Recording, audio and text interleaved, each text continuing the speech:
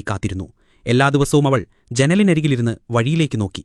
അയാളുടെ കാളവണ്ടി തിരികെ വരുന്നത് സ്വപ്നം കണ്ടു. വാസുവേട്ടൻ നെഞ്ചിടിപ്പോടെ കേട്ടു.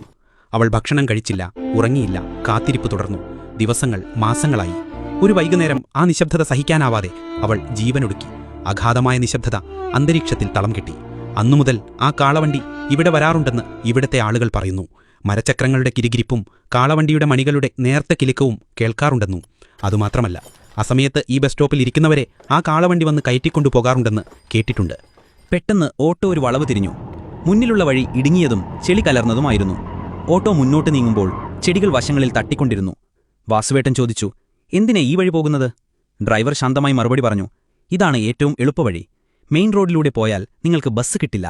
വാസുവേട്ടന്റെ ഭയം വർദ്ധിച്ചു. പെട്ടെന്ന് അയാളുടെ ഫോൺ ബെല്ലടിച്ചു. അത് ഭാര്യയായിരുന്നു. വാസുവേട്ടൻ വേഗത്തിൽ ഫോൺ എടുത്തു. ഞാൻ വരുന്ന വഴിയാണ്, വിഷമിക്കേണ്ട, ഞാനൊരു ഓട്ടോയിൽ കയറി ഉടൻ വീട്ടിലെത്തും. ഭാര്യ പറഞ്ഞു, നേരം വൈകുന്നു, ഞാൻ ഉടനെ അവിടെ എത്തും എന്നയാൾ പറഞ്ഞു. എന്നിട്ട് ഡ്രൈവറുടെ നേർക്ക് തിരിഞ്ഞ്, ദയവായി വേഗത്തിൽ ഓടിക്കൂ, എന്റെ ഭാര്യ വീട്ടിൽ തനിച്ചാണ്. ഓട്ടോ ചെളി നിറഞ്ഞ പാതയിലൂടെ യാത്ര തുടർന്നു.